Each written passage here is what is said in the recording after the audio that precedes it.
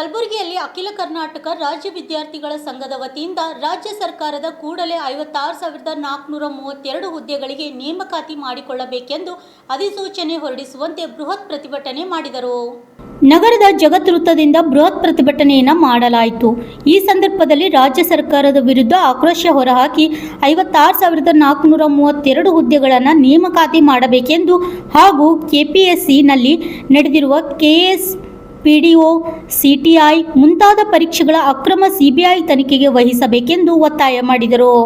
Bureau report RJ32 Kannada news Kalaburagi.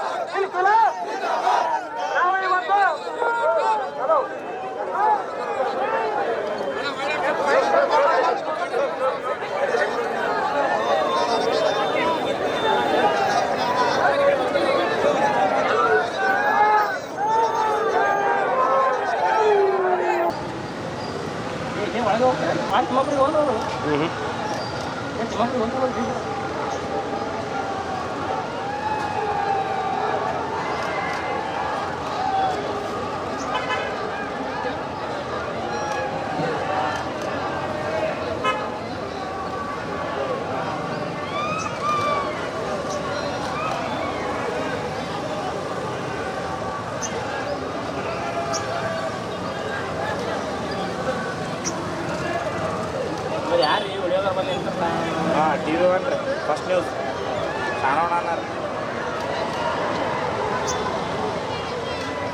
ನೋಡಿ sir.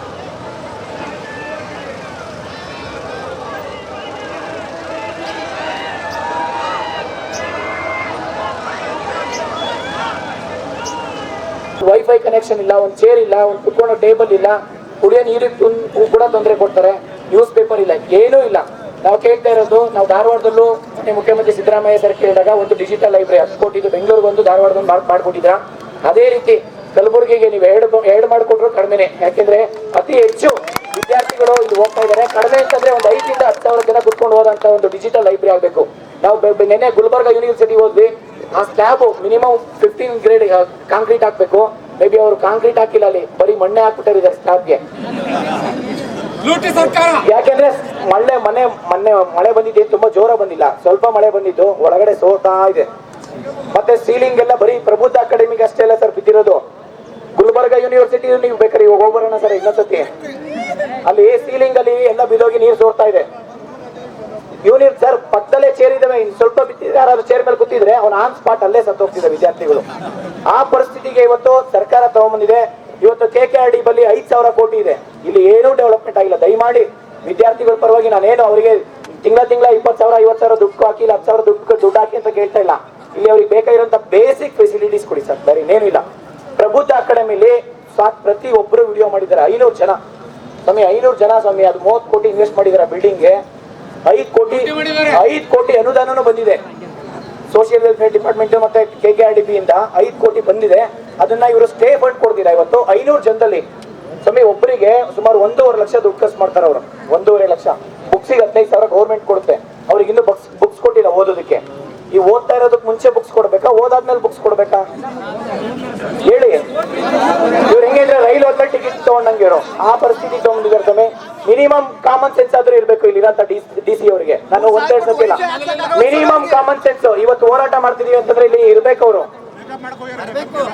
ಅಲ್ಲ, ನಾವು ಅವರಿಗೆ ಮನವಿ ಪ್ರಬುದ್ಧ ಅಕಾಡೆಮಿಲಿ ಸರ್ ಸ್ವಾಮಿ ನಾವು ಸ್ಟೇ ಫಂಡ್ ಕೊಡಿ ಅಂತ ಹೇಳಿ ಕೇಳಿದ್ರೆ ಇಲ್ಲ, ನಾವು ಸೋಷಿಯಲ್ ಅಖಿಲ ಕರ್ನಾಟಕ ರಾಜ್ಯ ವಿದ್ಯಾರ್ಥಿಗಳ ಸಂಘಟನೆಯಿಂದ ಕಲಬುರಗಿಯಲ್ಲಿ ಉದ್ಯೋಗಕ್ಕಾಗಿ ಬೃಹತ್ ಪ್ರತಿಭಟನೆಯನ್ನು ಹಮ್ಮಿಕೊಂಡಂತ ಈ ಸಂಘಟನೆಯ ಅಧ್ಯಕ್ಷರೇ, ಅದರ ಜೊತೆಗೆ ಆಶೀರ್ವದಿಸಲು ಬಂದಂಥ ಬಾಳ ಶ್ರೀಗಳಲ್ಲಿ ಅನಂತ ಭಕ್ತಿ ಪ್ರಣಾಮಗಳನ್ನು ಸಲ್ಲಿಸಿ ಬಿಜೆಪಿಯ ನಾಯಕರಾದ ಚಂದು ಪಾಟೀಲ್ರೇ, ಸಾಮಾಜಿಕ ಹೋರಾಟಗಾರ ಹಿರೇಮಠರವರೇ, MS ಪಾಟೀಲ್ರೇ ಹಾಗೂ ಮಲ್ಲಿಕಾರ್ಜುನ್ ಸಾರವಾಡ್ರವರೇ, ಇಲ್ಲಿ ನೆರೆದಂಥ ಎಲ್ಲ ನನ್ನ ನೆಚ್ಚಿನ ವಿದ್ಯಾರ್ಥಿಗಳೇ, ಆರಕ್ಷಕ ದಳದವರೇ, ಪತ್ರಕರ್ತ ಮಿತ್ರರೇ, ಯುವಕರು ಕರ್ನಾಟಕದಲ್ಲಿ ಕಳೆದ ಹಲವಾರು ದಿನಗಳಿಂದ ನಿರಂತರವಾಗಿ ಸರ್ಕಾರದ ಮೇಲೆ ಒತ್ತಡ ಹಾಕ್ತಾ ನಮಗೆ ಉದ್ಯೋಗ ಸಿಗಬೇಕು ಅನ್ನುವಂತಹ ಪ್ರತಿಭಟನೆಯನ್ನ ಮಾಡ್ತಾ ಇದ್ದಾರೆ. ಇದೀಗ ತಾನೇ ಎಲ್ಲರೂ ಹೇಳಿದ ಹಾಗೆ ಉದ್ಯೋಗಂ ಪುರುಷ ಲಕ್ಷಣಂ ಮತ್ತು ಕಾಂಗ್ರೆಸ್ನ ಪ್ರಣಾಳಿಕೆಯಲ್ಲಿಯೂ ಕೂಡ ಲಕ್ಷಕ್ಕಿಂತಲೂ ಹೆಚ್ಚು ಜನ ಯುವಕರಿಗೆ ನಾವು ಉದ್ಯೋಗ ಅವಕಾಶವನ್ನ ಕೊಡ್ತೀವಿ ಅಂತ ಹೇಳಿ ಅವರು ಘೋಷಣೆ ಮಾಡಿದರು. ಘೋಷಣೆ ಕೇವಲ ಪುಸ್ತಕದ ಬದನೆಕಾಯಿ ಆಯಿತು ಹೊರತು ಯಾವುದೇ ಕಾರಣಕ್ಕೂ ಅದು ಜಾರಿ ಆಗಲಿಲ್ಲ. ಇದು ಅತ್ಯಂತ ಖಂಡನೀಯ ಮತ್ತು ಶೋಚನೀಯ. ಮಾತು ಎತ್ತಿದ್ರೇನೆ ನಮ್ಮ ಕರ್ನಾಟಕ ರಾಜ್ಯದ ಮುಖ್ಯಮಂತ್ರಿಗಳಾಗಬಹುದು ಅಥವಾ ಕಲಬುರಗಿಯ ಸೂಪರ್ CM ಆಗಬಹುದು, ಅವರು ಹೇಳ್ತಾರೆ ನಮ್ಮದು ಬಸವ ತತ್ವದ ಸರ್ಕಾರ. ಆದರೆ ಬಸವ ತತ್ವದ ಸರ್ಕಾರ ಬಸವಣ್ಣವ್ರು ಏನು ಹೇಳಿದ್ದಾರೆ ಅನ್ನುವಂಥದ್ದು ಇವರು ಗಮನಕ್ಕಿದ್ದಂಗಿಲ್ಲ. ಕಾಯಕವೇ ಕೈಲಾಸ ಅನ್ನುವಂತಹ ಬಸವಣ್ಣನ ವಚನವನ್ನ ಬಹುಶಃ ಈ ಸೂಪರ್ CM ಮತ್ತು ಕರ್ನಾಟಕ CM ಅರ್ಥ ಮಾಡ್ಕೊಂಡಿಲ್ಲ ಅಂತ ನನಗೆ ಅನಿಸ್ತಾ ಇದೆ. ಹೀಗಾಗಿನೇ ಅವರು ಕೊಟ್ಟಿರುವಂತಹ ವಚನವನ್ನ ಪಾಲಿಸದನೆ ಇವತ್ತು ವಚನ ಭ್ರಷ್ಟರಾಗಿದ್ದಕ್ಕೆ ನಾವೆಲ್ಲರೂ ಕೂಡ ಬಿಸಿಲಲ್ಲಿ ನಿಂತು ಪ್ರತಿಭಟನೆ ಮಾಡುವಂತಹ ದುರ್ವಿಧಿ ಬಂದ್ಬಿಟ್ಟಿದೆ. ಎಲ್ಲರೂ ಯುವಕರು ಹೋಗ್ತಾ ಇದ್ದಾರೆ ಅಂತ ಮಾಹಿತಿ ಬಂತು, ಯಾರು ಕೂಡ ಹೋಗ್ಬಾರ್ದು. ಯಾಕೆ ಅಂತ ಕೇಳಿದ್ರೆ ನೌಕರಿ ಇದ್ದವರಿಗೆ ಮತ್ತು ನೌಕರಿ ಇಲ್ಲದೆ ಇದ್ದವರಿಗೆ ಏನು ವ್ಯತ್ಯಾಸ ಅಂತ ಕೇಳಿದ್ರೆ, ನೌಕರಿ ಇದ್ದವರು ಪೊಲೀಸರ ರೀತಿಯಲ್ಲಿ ನೆರಳಲ್ಲಿ ನಿಲ್ತಾರೆ, ನೌಕರಿ ಇಲ್ಲದೆ ಇರುವವರು ನಾವು ಬಿಸಿಲಲ್ಲಿ ನಿಂತು ಹೋರಾಟ ಮಾಡಬೇಕಾಗಿದೆ. ಇದು ನಮ್ಮ ದುರ್ದೈವದ ಸಂಗತಿ. ನೋಡಿ, ಈ ಪ್ರತಿಭಟನೆಯನ್ನ ಮಾಡಬೇಕಾದ್ರೆ ಅದೇ ಪೊಲೀಸರ ನೆರಳಾಗಿ ನಿಲ್ತಾರೆ. ಕೇವಲ ಸಾಮಾಜಿಕ ಜಾಲತಾಣದಲ್ಲೇ ಕಾಲಹರಣ ಮಾಡುವ ಸಚಿವರಾಗಿದ್ದೀರಿ.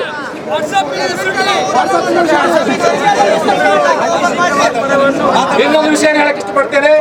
ಮಾನ್ಯ ಉಸ್ತುವಾರಿ ಸಚಿವರಾದ ಪ್ರಿಯಾಂಕ್ ಖರ್ಗೆ ಅವರು ವಿದ್ಯಾರ್ಥಿಗಳ ತಾಳ್ಮೆಯನ್ನ ಪರಿಶೀಲನೆ ಮಾಡಬಾರ್ದು. 53,000 ನೀವು ನಾವು ನೋಟಿಫಿಕೇಶನ್ ಮಾಡ್ತಾ ಇದ್ದೀವಿ. ಎಲ್ಲಿದೆ ನೋಟಿಫಿಕೇಶನ್? ನೀವು ಹೇಳ್ತೀರಾ ನಿಮ್ಮ ಎಕ್ಸ್ ಖಾತೆಯಲ್ಲಿ 40,000 ಹುದ್ದೆಗಳನ್ನು ಕರೆದಿದ್ದೇವೆ ಅಂತ ಹೇಳಿ. ನಿಮ್ಮದೇ ಪಂಚಾಯತ್ ರಾಜ್ ಇಲಾಖೆಯಲ್ಲಿ ಎಷ್ಟು ಸಾವಿರ ಹುದ್ದೆಗಳು PDO ಹುದ್ದೆಗಳು ಖಾಲಿ ಇದಾವೆ. ಕಲಬುರಗಿಯಲ್ಲಿ ಒಂದು ಗ್ರಾಮ ಪಂಚಾಯತಿಗೆ 6 PDOಗಳು ಇನ್ಚಾರ್ಜ್ ಇದ್ದಾರೆ. ಅಂಬಲ್ಗ ಎನ್ನುವ ಗ್ರಾಮ ಪಂಚಾಯತಿಗೆ 6 ತಿಂಗಳಿಂದ PDO ಇಲ್ಲ ಅಂತ ಹೇಳಿ ಅಲ್ಲಿದ್ದಂತ ಕಾರ್ಮಿಕರು ರೈತರು ಪ್ರತಿಭಟನೆ ಮಾಡಿದ್ರು. ಅದಕ್ಕೆ ನೀವು ಕಿವಿಗೊಡೋದಿಲ್ಲ. ನಿಮಗೆ ಏನಿದೆ ಅಂದ್ರೆ ಪ್ರೆಸ್ ಮೀಟ್ ಸಚಿವರಿದ್ದಿರ್ತಾವೆ. ಅದರ ಜೊತೆಗೆ ಇಲ್ಲಿ ಸಾವಿರಾರು ವಿದ್ಯಾರ್ಥಿಗಳು ಬಂದಿದ್ದಾರಲ್ಲ, ನಮ್ಮ ಭಾಗದಲ್ಲಿ 20,000 ಶಿಕ್ಷಕರ ಹುದ್ದೆಗಳು ಖಾಲಿ ಇದಾವೆ. ನಮ್ಮ ಗುಲ್ಬರ್ಗ ಯೂನಿವರ್ಸಿಟಿ ಅಕ್ರಮದ ಗೂಡಾಗಿದೆ. ನಮ್ಮ ಗುಲ್ಬರ್ಗ ಯೂನಿವರ್ಸಿಟಿ 2 ಸೆಮಿಸ್ಟರ್ಗಳ B.Ed ಪದವೀಧರ ವಿದ್ಯಾರ್ಥಿಗಳ ರಿಸಲ್ಟ್ ಕೊಟ್ಟಿಲ್ಲ ಸ್ವಾಮಿ. 2 ವರ್ಷ ಆಯ್ತು. ನೀವು ಬರ್ತೀರಾ, ಪ್ರೆಸ್ ಮೀಟ್ ಮಾಡ್ತೀರಾ, ಹೋಗ್ತೀರಾ. B.Ed ವಿದ್ಯಾರ್ಥಿಗಳ ಅವರ ಒಂದು ಏನಿದೆಯಲ್ಲ ಅದು ಹಾಳಾಗೋಗ್ತಾ ಇದೆ, ಭವಿಷ್ಯ ಹಾಳಾಗೋಗ್ತಾ ಇದೆ. ಅದಕ್ಕೆ ನಿಮಗೆ ಕಿಂಚಿತ್ತು ಕೂಡ ಯಾವುದೇ ಕಾಳಜಿ ಇಲ್ಲ. ಅದಕ್ಕೆ ಪ್ರೆಸ್ ಮೀಟ್ ಖರ್ಗೆಜಿ ಅವರೇ, ದಯಮಾಡಿ 2,58,000 ಹುದ್ದೆಗಳನ್ನು ಖಾಲಿ ಇದಾವೆ. 53,000 ಹುದ್ದೆಗಳನ್ನು ನೀವು ನೋಟಿಫಿಕೇಶನ್ ಮಾಡ್ತೀವಿ ಅಂದಿದ್ರೆ ಕೂಡಲೇ ಮಾಡಬೇಕು. ಅದರ ಜೊತೆಗೆ ಪ್ರಬುದ್ಧ ಅಕಾಡೆಮಿಯಲ್ಲಿ 500 ವಿದ್ಯಾರ್ಥಿಗಳಿಗೆ ಪೂರ್ವಭಾವಿ IAS ಮತ್ತು KS ಪೂರ್ವಭಾವಿ ತರಬೇತಿಗಾಗಿ ಸುಸಜ್ಜಿತವಾದ ಕಟ್ಟಡ ಇದೆ ಅಂತೀರಾ, ಅದು ಬೀಳ್ತಾ ಇದೆ. ನಿಮ್ಮದೇ ಭ್ರಷ್ಟ ಇಂಜಿನಿಯರ್ಗಳು ಕಟ್ಟಿದ ಕಟ್ಟಡ ಬೀಳ್ತಾ ಇದೆ ಸ್ವಾಮಿ. ನೀವು ಕೇವಲ ಒಬ್ಬ ಇಂಜಿನಿಯರ್ ಸಸ್ಪೆಂಡ್ ಮಾಡಿದ್ದೀರಿ. ಆದ್ರೆ ನಿಮ್ಮ ಆಜುಬಾಜುದವ್ರು ಹೇಳ್ತಾ ಇದ್ದಾರೆ ಅಲ್ಲಿ ವಿದ್ಯಾರ್ಥಿಗಳು ಕೆಡವಿದಾರಂತ. ನಮ್ಮ ವಿದ್ಯಾರ್ಥಿಗಳು ದೇಶ ಕಟ್ಟುವ ವಿದ್ಯಾರ್ಥಿಗಳಿದ್ದಾರೆ. ಯಾವುದೇ ಬಿಲ್ಡಿಂಗ್ ಕೆಡುವ ವಿದ್ಯಾರ್ಥಿಗಳು ನಮ್ಮ ವಿದ್ಯಾರ್ಥಿಗಳಲ್ಲ. ಇನ್ನೊಂದು ವಿಷಯ ಹೇಳಕ್ಕೆ ಇಷ್ಟಪಡ್ತೇನೆ. ಮಾನ್ಯ ಜಿಲ್ಲಾಧಿಕಾರಿಗಳು ಬಂದಿಲ್ಲ ಮನವಿ ಸ್ವೀಕಾರ ಮಾಡ್ಬೇಕು. ಯಾಕಂದ್ರೆ ನಿಮಗೆ ಒಂದು NA ಫೈಲ್ ಇಂದು NA ಅನುಮೋದನೆ ಮಾಡಲು ಹೊಲಕ್ಕೆ ಹೋಗಿ ಫೈಲ್ ಹಿಡಿಯಕ್ಕೆ ಟೈಮ್ ಇರುತ್ತೆ. ವಿದ್ಯಾರ್ಥಿಗಳ ಪ್ರತಿಭಟನೆಗೆ ಲೆಟರ್ ತಗೋಕ್ಕಾಗಲ್ವ ನಿಮ್ಗೆ? ಹಾಗಾಗಿ ಮಾನ್ಯ ಉಸ್ತುವಾರಿ ಸಚಿವರಿಗೆ ನೀವು ಟ್ವಿಟ್ಟರ್ ಖಾತೆ ಖರ್ಗೆ ಆಗೋದನ್ನು ಬಿಟ್ಟು ಈ ವಿದ್ಯಾರ್ಥಿಗಳಿಗೆ, ಇಲ್ಲಿ ಬಂದಂತ ಅನ್ನದಾತನ ಮಕ್ಕಳ ವಿದ್ಯಾರ್ಥಿಗಳಿಗೆ ನ್ಯಾಯ ಕೊಡಿಸುವ ಕೆಲಸ ಮಾಡ್ಬೇಕು. ಮತ್ತೆ ಆಕ್ಸಾ ಸಂಘಟನೆ ಮೇಲೆ ಹಾಕಿದಂತ ಕ್ರಿಮಿನಲ್ ಕೇಸನ್ನ ಕೂಡಲೇ ರದ್ದುಪಡಿಸಬೇಕು. ಯಾಕಂದ್ರೆ ಇನ್ನೊಂದು ವಿಷಯ ಹೇಳ್ತೇನೆ. ಆಕ್ಸಾ ಸಂಘಟನೆಯವರು ಕಲಬುರಗಿಯಲ್ಲಿ ಪ್ರತಿಭಟನೆ ಮಾಡ್ತೇವೆ ಅಂದಾಗ ನಮ್ಮ ಕಲಬುರಗಿಯ ಆಯುಕ್ತರು ಅವರಿಗೆ ಕರೆದು ಹೇಳ್ತಾರೆ 10 ಲಕ್ಷ ರೂಪಾಯಿ ಮಾಡಿಕೊಡು ಅಂತ ಹೇಳಿ. ಮಾನ್ಯ ಕಲಬುರಗಿ ಆಯುಕ್ತರೆ, ನೀವು ಸಂವಿಧಾನದ ವಿರೋಧ ನಡೆಯನ್ನು ತರ್ತಾ ಇದ್ದೀರಿ. ಯಾಕಂದ್ರೆ ನಮ್ಮ ಸಂವಿಧಾನದ ಮೂಲಭೂತ ಹಕ್ಕಿದೆ ಪ್ರತಿಭಟನೆ ಮಾಡೋದು, ಅದರಲ್ಲಿ ಸ್ಪೆಷಲಿ ವಿದ್ಯಾರ್ಥಿಗಳ ಹಕ್ಕಿದೆ.